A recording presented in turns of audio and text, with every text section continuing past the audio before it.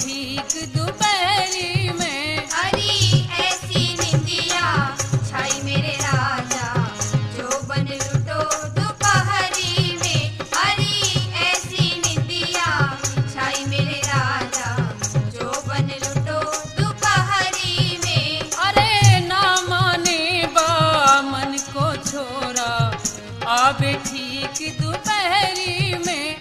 अरे ना माने बा मन को छोरा।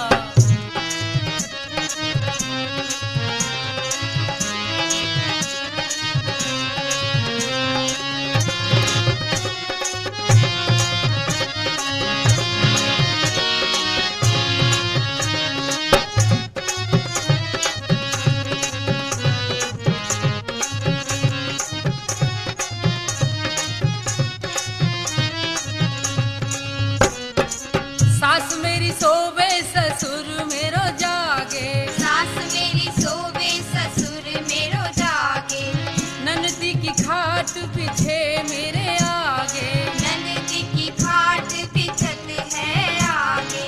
सास मेरी सोवे ससुर मेरो जागे, ननदी की खाट पीछे मेरे आगे। बहन में तो सोए गई निंदिया गहरी में। अरे ना माने बा मन को छोरा, आवे ठीक दोपहरी में। हरी ऐसी निंदिया छाई मेरे राजा, जो बन लुटो दोपहरी में। हरी ऐसी निंदिया छाई मेरे राजा, जो बन लुटो दोपहरी में। अरे ना माने बा मन को जे छोरा, आवे ठीक दोपहरी में। अरे ना माने बा मन को छोरा।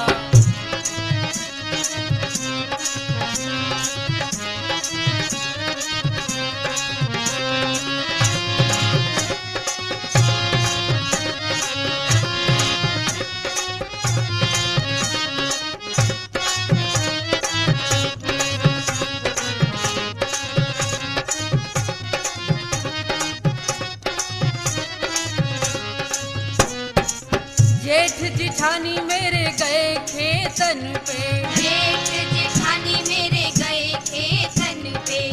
ननदी पड़ के सोई से जन पे।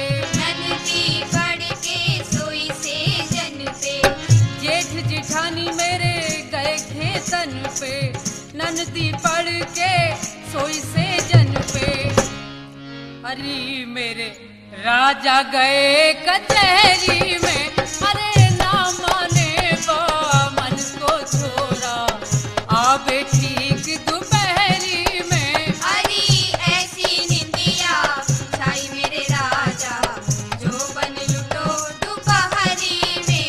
हरी ऐसी निंदिया छाई मेरे राजा, जो बन लुटो दोपहरी में। अरे ना माने बा मन को छोरा, आवे ठीक दोपहरी में।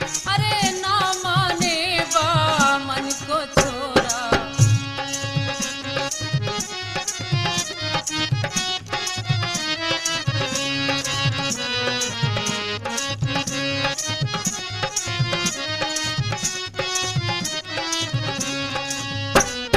दौरानी ना घर पे देवर गए पढ़ने, दौरानी ना घर में देवर गए पढ़ने।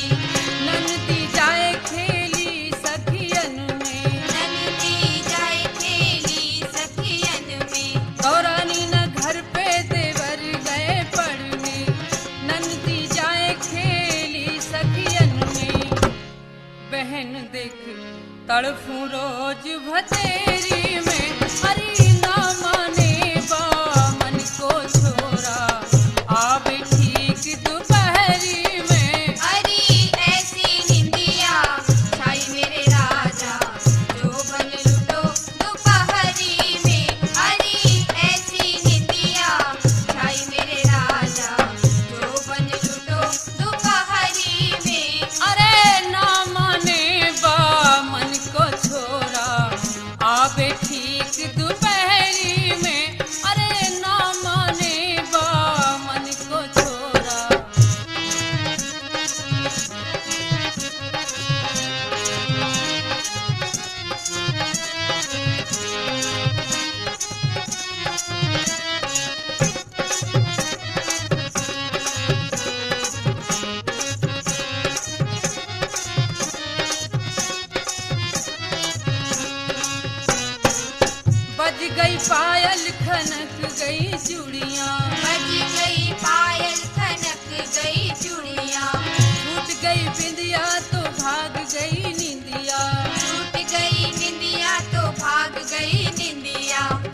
बज गई पायल खनक गई चूड़ियाँ, छूट गई बिंदिया तो भाग गई निंदिया।